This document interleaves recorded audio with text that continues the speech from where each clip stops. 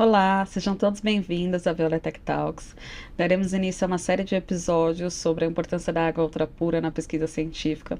Hoje estou muito bem acompanhada de dois especialistas no assunto, Tatiane Kaufmann e Alexandre Cunha. Fiquem à vontade para se apresentarem. Olá, Rafa. Olá, Tati. Eu sou Alexandre Cunha, microbiologista, gerente comercial da linha Água dentro do Grupo Veolia. E estamos aí para conversar. Olá, eu me chamo Tatiane, sou supervisora de vendas da Elga Veolia, sou formada em Química e espero contribuir. Obrigada, Rafa, pelo convite. É um prazer estar aqui com você hoje. Prazer é nosso de recebê-los. Para começarmos, qual a relação da fonte de água da natureza e as suas impurezas? Ok, quando a gente faz um processo de purificação, o primeiro passo que a gente considera são as variáveis que vão influenciar nesse processo de purificação.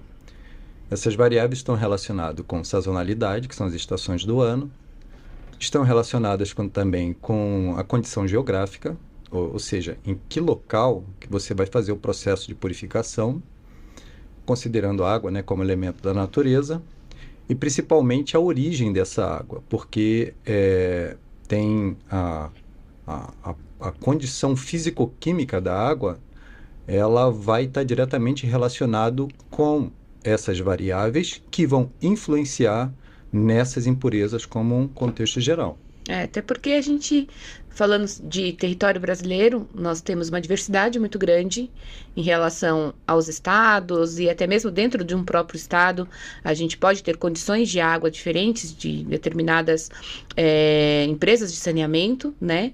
E também pelo fato de alguns clientes utilizarem água de poço, né, Ale? E também ter essa diferença entre água de poço, uma água provinda de uma empresa de saneamento. Então, a gente tem condições muito diferentes, né? Então, a gente precisa muito entender quais são as condições do nosso cliente para estudar questão de pré-tratamento, questão também das soluções integradas que a gente vai ter ali que trabalhar dentro desse cliente para fornecer a melhor qualidade de água possível. E isso que a Tati falou é muito importante porque, na verdade, você vê que uma pergunta que você fez, que teoricamente ela é simples, mas na verdade ela já começa com uma grande complexidade.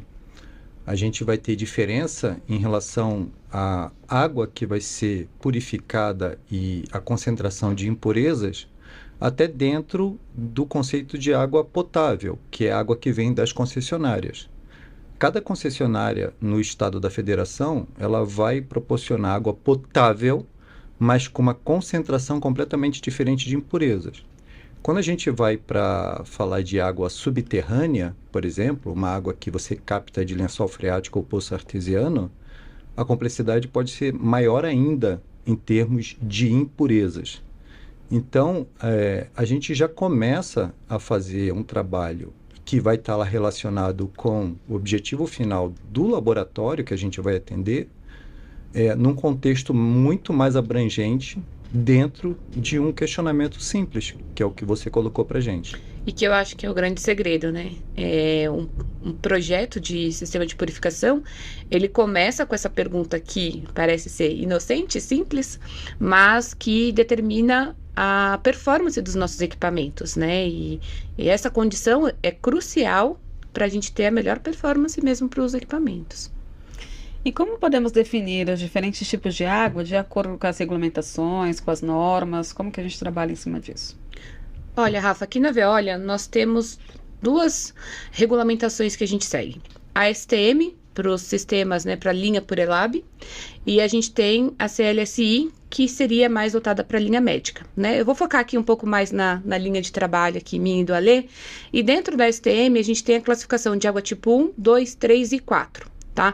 O que vai diferenciá-las é a questão da resistividade entre elas, do carbono orgânico total, que a gente chama de TOC, a questão também microbiológica, né, o nível permitido de micro-organismos, né, bactérias, enfim, e afins. Então, hoje a gente utiliza ela como uma orientação, inclusive para os clientes conseguirem identificar em que posição de água, de especificação de água que eles necessitam para determinadas aplicações. Cada aplicação, cada técnica analítica exige uma qualidade de água e um tipo de água diferente. Então, essa nomenclatura ela existe para também unificar, para que facilite para os clientes entenderem, eu eu tô classificado, ou essa minha técnica analítica está classificada na água tipo 1, ou na água tipo 2, ou na água tipo 3, e com isso a gente traz para a Veolia e identifica quais linhas de trabalho, qual linha de trabalho vai se adequar melhor à expectativa desse cliente, né, Ale? Com certeza. Na verdade, fazendo assim um complemento em relação a essa excelente explicação que a Tati passou, a gente tem dois aspectos aqui que a gente pode considerar. O primeiro que, na verdade, é falar dos parâmetros específicos em relação à norma. Então, a Tati destacou a STM, que é a norma mais exigente, mais criteriosa para se trabalhar com purificação de água. Então, requer um conhecimento apurado relacionado com esses parâmetros e o quanto eles vão interagir no processo de purificação. Então, ela falou de TOC, de condutividade, mas a gente pode falar de sílica, de cloreto, pode falar de outros elementos, tá? Sejam eles orgânicos ou inorgânicos, mas, na verdade, tudo vai estar relacionado com o objetivo final do laboratório que precisa da água para desenvolver a pesquisa dele. Então, a gente pode colocar aqui que a Elga Veolia hoje ela tem um posicionamento didático e bastante destacado no mercado, tá? Quando você fala de ASTM, como bem a Tati explicou, você classifica a água como tipo 1, tipo 2, tipo 3. Isso é um padrão do mercado. Mas, por exemplo, a Elga Veolia é uma empresa que ela faz uma subclassificação didática e pega a água tipo 1 e eleva ela fazendo uma derivação e classifica em água tipo 1+. Pega a água tipo 2, que é a segunda mais importante dentro da STM, e eleva o padrão de pureza e faz uma subclassificação de tipo 2+. Então, a gente consegue desenvolver um contexto didático para mostrar a diferença em relação aos parâmetros que a Tati colocou, os principais parâmetros, tá? E, com isso, dá um destaque para o mercado. Então, essa condição, esse overview de classificação didática, ele foi colocado assim como um conceito pioneiro da Elga Veolia, e a gente tem uma diferenciação em relação aos nossos principais concorrentes nesse aspecto. E eu acho que um dos desafios, tanto meu quanto do Alê, é quando a gente até recebe as demandas e essa nomenclatura não é utilizada. E aí chega pra gente, a gente precisa de um sistema de purificação, de deonização. Essa nomenclatura nos auxilia muito a gente tirar um pouco esse overview do que é um sistema de deonização, do que só simplesmente uma água pura, porque existem essas nomenclaturas, mas a gente precisa esmiuçá-las para que a gente também consiga identificar qual a melhor opção da solução que a gente vai ofertar para esses clientes, né? Então, eu acho que a gente está evoluindo bastante, acho que padronizar essa nomenclatura ajuda os dois lados, tanto do cliente, que precisa de uma resposta rápida, quanto a nossa para fazer uma identificação rápida do que o cliente precisa, dentro do nosso portfólio, como a Lê disse, que tem também essas subdivisões para entregar e dar uma água de maior qualidade para os nossos clientes. E como que a gente pode entender a diferença da água pura para a água ultrapura? Perfeito. Essa pergunta é uma pergunta muito objetiva quando a gente pode considerar, por exemplo, a combinação de tecnologias. O que vai determinar a diferenciação entre a água pura e a água ultrapura é o quanto você emprega de tecnologia no processo de purificação, relacionado exatamente com o início do assunto, que é o contexto de captação e da concentração de impurezas. Por quê? Dificilmente, com poucas tecnologias, você consegue pegar a água bruta, ou seja, ela com todas as impurezas que normalmente ela possui, independente da sua origem, e trazer ela numa condição de água ultrapura. Na verdade, essa pergunta que você fez, ela é bastante complexa. Quando você fala de água ultrapura, a gente está falando de usar a água como um reagente de alta pureza dentro do laboratório.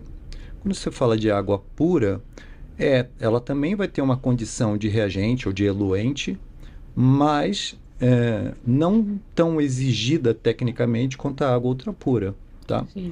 Então, tem esse contexto que a gente precisa considerar. Combinação de tecnologias relacionado com a concentração de impurezas, tá? E essa combinação, saber a condição que o cliente vai precisar. E também é óbvio que isso aí vai estar relacionado com a pergunta anterior, que é: essa condição da combinação de tecnologias, ela vai me fazer com que eu classifique a água como água tipo 2, tipo 1, e a subclassificação que a Alga Veolia coloca para o mercado. Então, na verdade, você tem essa diferenciação voltada para a combinação de tecnologia, certo, Tati? Certo. De modo geral, a água ultrapura a gente a classifica como água tipo 1, né? E a pura entre a 2 e a 3. Mas, novamente, né? A gente precisa entender um pouquinho melhor das aplicações de cada cliente, porque às vezes a gente usualmente fala uma água ultrapura porque é desejado realmente uma qualidade, a melhor qualidade de água. Mas muitas vezes a gente identifica que aquele cliente não necessita, né?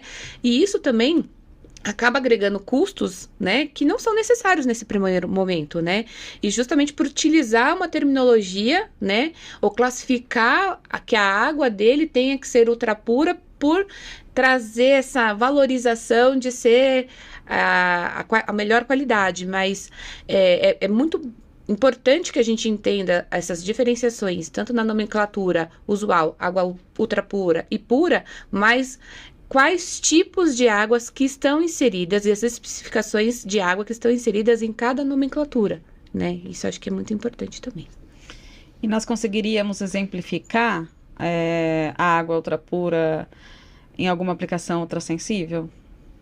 Sim, a gente consegue desenvolver uma série de aplicações. Quando a gente fala de aplicação ultrassensível, a gente está colocando a água ultrapura numa...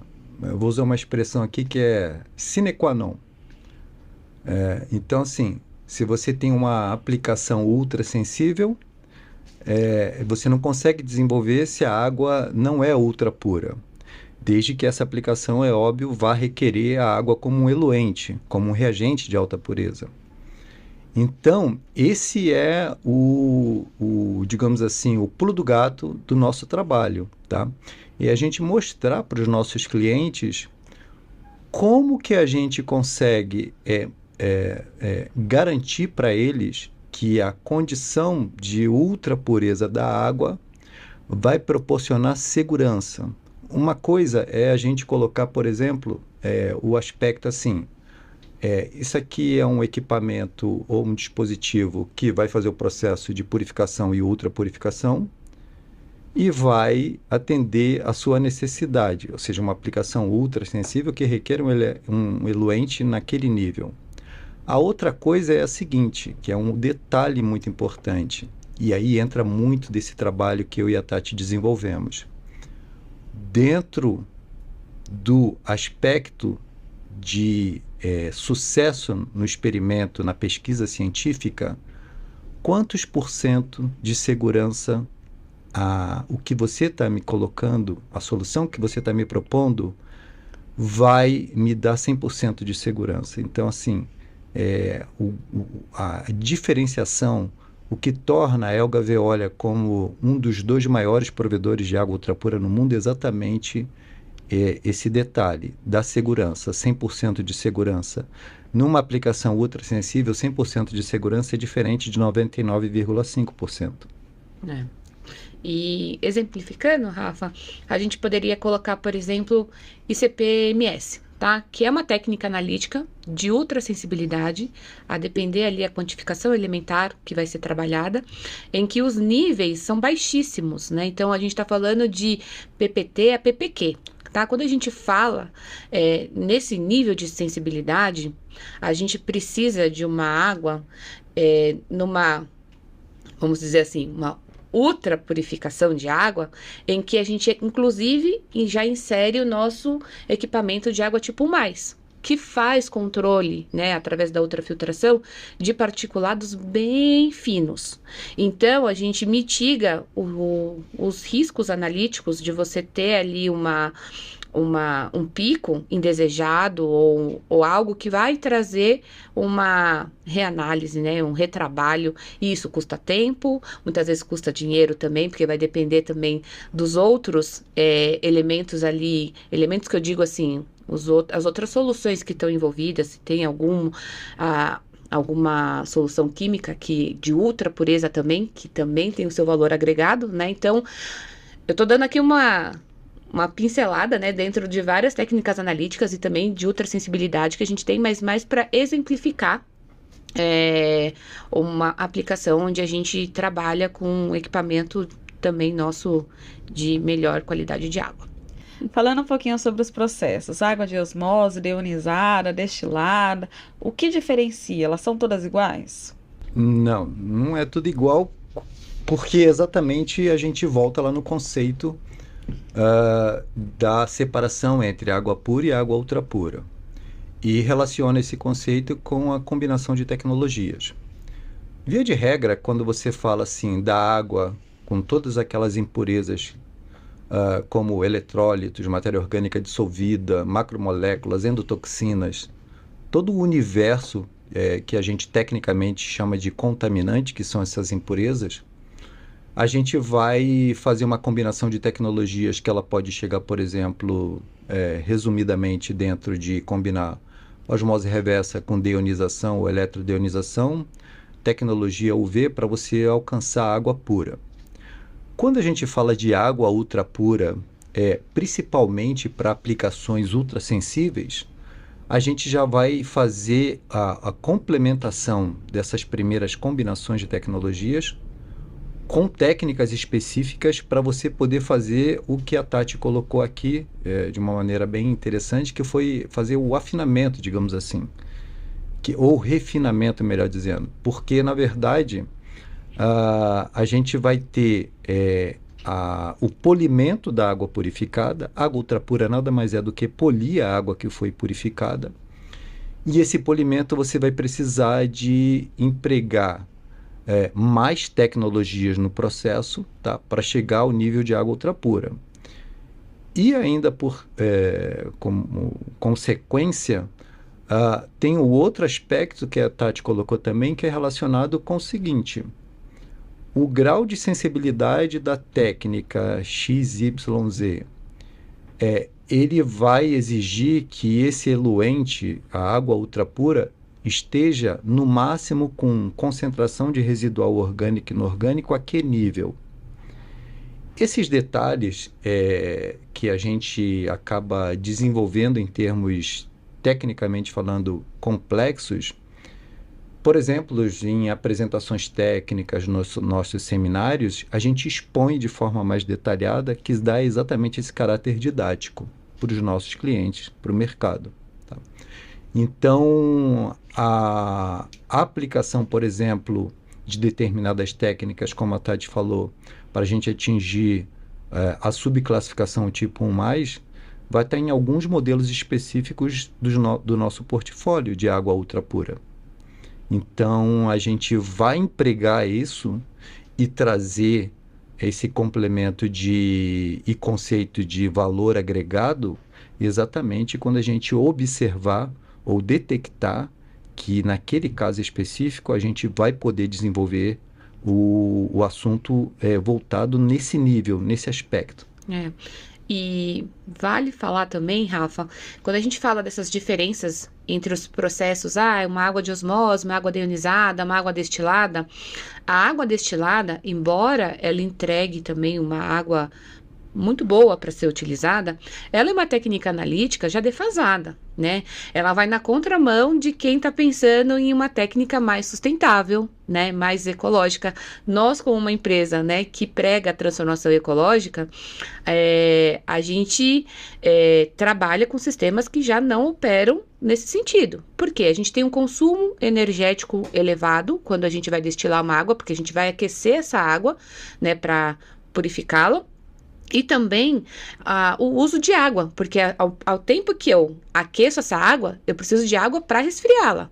Então, meu consumo de água e o quanto de água eu jogo fora é elevado, além do consumo energético, onde a gente consegue controlar muito bem nos nossos sistemas, né? E a gente vem trazendo novas tecnologias, novos equipamentos, novos modelos, onde a gente tem aí um sucesso na redução da água de osmose que a gente descarta. Então, assim, a água destilada, embora a gente ainda a encontre em alguns laboratórios, ela já é uma técnica, né, para purificação que ela tá saindo, né, de cena, mas muito por conta também dos clientes estarem buscando técnicas mais sustentáveis, mais verdes, digamos assim. Muito obrigada, agradeço imensamente a presença de vocês por compartilhar tanto conteúdo. Convido a todos a seguir a Veolia no LinkedIn para acompanhar o lançamento dos próximos episódios. E fiquem à vontade para se despedirem dos nossos ouvintes. Muito obrigada, Rafa, pelo convite. Espero aí ter dado uma boa introduzida, né, Ale? E espero também ter aí colaborado e aguardem os próximos episódios. A gente que agradece pela oportunidade, Rafa, a você, Departamento de Marketing, ao Grupo Veolia aqui no Brasil, por nos proporcionar esse trabalho diferenciado. Obrigado, até mais. Até breve.